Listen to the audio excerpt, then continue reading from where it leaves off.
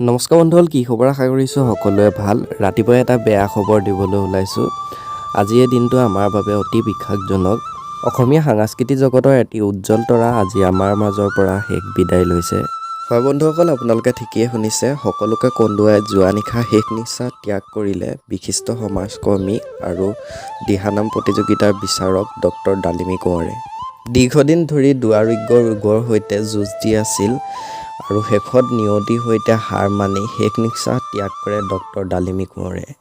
ৰং চেনেলকে ধৰি ৰেঙনি আৰু নিউজ লাইভ চেনেলত হোৱা দিহানাম প্ৰতিযোগিতাৰ বিচাৰক আছিল ডক্টৰ ডালিমী কোঁৱৰ। দীৰ্ঘদিন ধৰি কৰ্কট ৰোগত যুঁজি শেষত হাৰ মানিলে নিয়তিৰ ওচৰত।